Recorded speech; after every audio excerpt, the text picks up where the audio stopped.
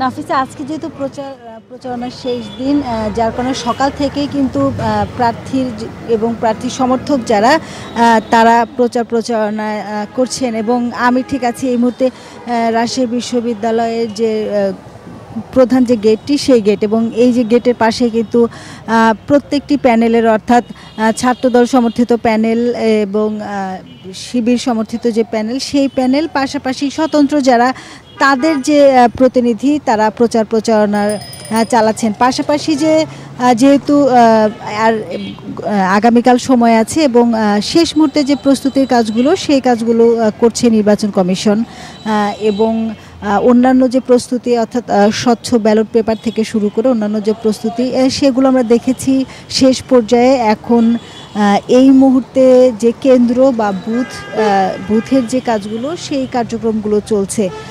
পাশাপাশি ক্যাম্পাসে আজকে রাত 12টা পর্যন্ত এই যে প্রচারণা, সেটি চলবে। এবং আজকে যেহেতু শেষ দিনের প্রচারণা, যার কারণে সকাল থেকেই প্রার্থীরা বিভিন্ন জায়গায় যাচ্ছেন, বিশেষ করে ভিপি প্রার্থী যারা আছেন। এবং আমরা দেখেছি যে তারা এই যে প্রধান গেট বা মাঠ বা হলগুলোর, প্রত্যেকটি হলের সামনে এবং প্রশাসনিক ভবন যে আছে, সেই জায়গাগুলোতে যাচ্ছেন এবং প্রার্থীদের সাথে কথা বলছেন, নানা ধরনের প্রতিশ্রুতি দিচ্ছেন। অর্থাৎ নির্বাচিত হলে তারা এই ক্যাম্পাসকে সুষ্ঠু, নিরাপদ এবং সব শিক্ষার্থীদের যে উপযুক্ত একটি ক্যাম্পাস, সেই ক্যাম্পাসটির জন্য আসলে তাদের যে প্রতিশ্রুতি, সেই প্রতিশ্রুতিগুলো তারা দিচ্ছেন। এবং শিক্ষার্থীদের কল্যাণে তারা কি কাজ করবেন এবং ক্যাম্পাসকে একটি সুন্দর শিক্ষা বান্ধব এবং অন্যান্য যে আনুষঙ্গিক শিক্ষার্থীদের যে সমস্যাগুলো থাকে সাধারণত, সেগুলো নিরসনে তারা কী ধরনের কাজ করবেন, সেই প্রতিশ্রুতিগুলো তারা মূলত দিচ্ছেন। তো যদিও গতকাল পর্যন্ত কিছু আচরণবিধি লঙ্ঘনের অভিযোগ ছিল, পাল্টাপাল্টি, আজকে এখন পর্যন্ত সেই ধরনের কোনো অভিযোগ পাইনি। নাফিসা, আমাদের আরেকজন সহকর্মী আছেন, মাহমুদ হাসান, আপনি যে এখানে আছেন, সেখানে প্রচারণার সবশেষ কেমন পরিবেশ দেখছেন এবং প্রার্থী কারোর সাথে কথা হয়েছে কিনা, কি বলছেন তারা? ধন্যবাদ লাবণী। এখন রাজশাহী বিশ্ববিদ্যালয়ে যে নির্বাচনী আমেজ, সেটা কিন্তু দেখতে পাচ্ছি আমরা এখন একেবারেই চোখের সামনে। প্রতিশ্রুতি দিচ্ছেন, শিক্ষার্থী বান্ধব এই ক্যাম্পাস তৈরির অঙ্গীকার জানাচ্ছেন বিভিন্ন প্রার্থীরা। তারা জানাচ্ছেন যে শিক্ষার্থী বান্ধব যে ক্যাম্পাস, অর্থাৎ নিরাপদ ক্যাম্পাস, আবাসন সংকট দূরকরণ সহ বিভিন্ন রকম যে প্রতিবন্ধকতাগুলো আছে, সেগুলো কাটিয়ে আগামীতে শিক্ষার্থী বান্ধব একটি ক্যাম্পাস উপহার দিতে চান। সব প্রার্থীরাই কিন্তু এই ধরনের অঙ্গীকার দিয়েই আসলে প্রচারণা চালাচ্ছে। আপনি জানেন যে আজকে প্রচারণার শেষ দিন, আজ রাত 12টায় শেষ হবে রাকসু নির্বাচনের প্রচারণা। এবং সেই জন্য সকাল থেকে সেই প্রচারণায় সরব অবস্থানে সব প্যানেলেরই প্রার্থীরা এবং প্রার্থী সমর্থকরা, তারা কিন্তু বিভিন্ন জায়গায় যাচ্ছেন। এখন বর্তমানে আছি আমি পরিবহন মার্কেটে। এখানে কিন্তু শিক্ষার্থীদের যে কলরব, সেটা কিন্তু দিন রাত থাকে। তো সেই জায়গা থেকে সকাল থেকেই আমরা এখানে লক্ষ্য করছি যে শিক্ষার্থীরা আসছেন, একই সাথে প্রার্থী এবং প্রার্থী সমর্থকরা আসছেন। তারা বিভিন্ন রকম অঙ্গীকার জানাচ্ছেন, প্রতিশ্রুতি দিচ্ছেন। এখন আসলে সময়ের অপেক্ষা। আগামীকাল পার হলে পরের দিনই রাকসু নির্বাচন। ঠিক সেই জায়গা থেকে সব ধরনের প্রস্তুতি নিয়েছে এখানকার নির্বাচন কমিশন সহ রাজশাহী বিশ্ববিদ্যালয় প্রশাসন। একই সাথে গতকাল কিছু আচরণবিধি লঙ্ঘনের পাল্টা অভিযোগ ছিল, যদিও সকাল থেকে এই বিষয়ে আমরা এখন পর্যন্ত কোনো তথ্য পাইনি যে আজকে আসলে কোনো রকম আচরণবিধি লঙ্ঘন করা হয়েছে কিনা।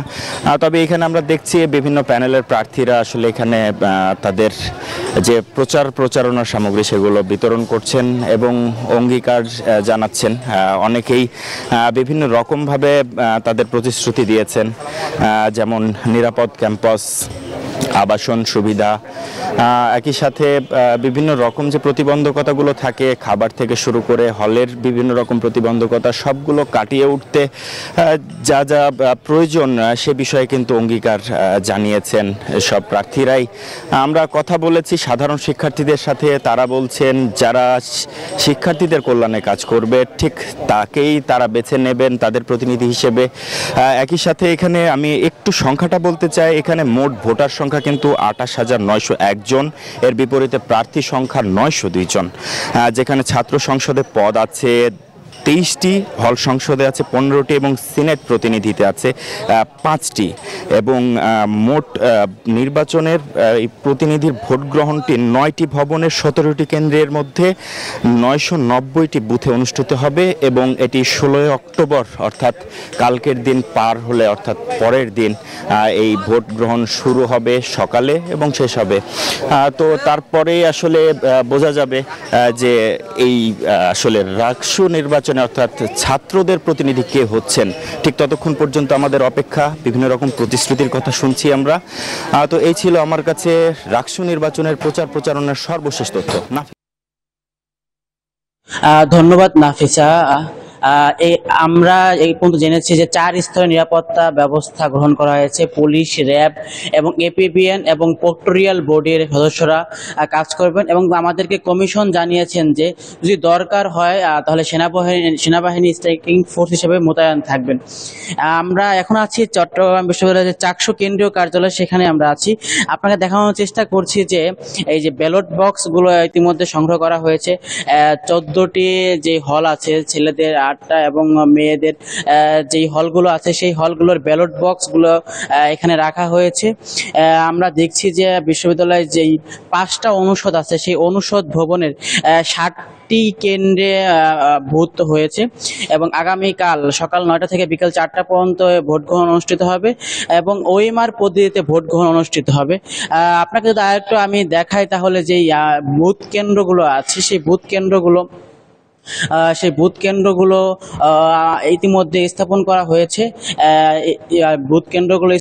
হয়েছে। এবং নিরাপত্তা নিশ্চিত করার জন্য আমরা দেখছি প্রত্যেক বুথের সামনে পুলিশ এবং পোক্টোরিয়াল বডির টিম অপেক্ষা করছেন যে কোনো ধরনের অপ্রীতিকর কোনো ঘটনা না ঘটে, এমনটি আমাদেরকে বলছেন আইন শৃঙ্খলা বাহিনী।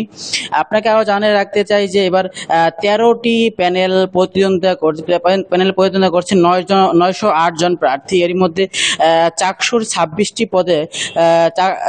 পদের মধ্যে 415 জন এবং বিভিন্ন হল সংসদে 14টি পদে 473 জন প্রার্থী প্রতিদ্বন্দ্বিতা করছেন। নির্বাচন কমিশন আমাদেরকে জানিয়েছেন যে 5টি ভবনে 15টি কেন্দ্রে ভোট গ্রহণ অনুষ্ঠিত হবে। আর প্রত্যেক ভবনের যে অনুষদ আছে সেই অনুষদ ভবনের ডিনরা থাকবেন, রিটার্নিং অফিসার হিসেবে থাকবেন এবং বিভাগীয় যে চেয়ারম্যান আছে সেই চেয়ারম্যানরা প্রেসিডিং অফিসার হিসেবে দায়িত্ব পালন করবেন। এবং আমরা বিশ্ববিদ্যালয়ের প্রক্টরের সাথেও কথা বলেছি। প্রক্টর আমাদেরকে জানিয়েছেন যে নির্বাহী ম্যাজিস্ট্রেট পাওয়ার থাকবে এবং 4টি মোবাইল কোর্ট পরিচালিত হবে। এই ছিল চট্টগ্রাম থেকে নাফিসা। তামিম, আপনাকে ধন্যবাদ।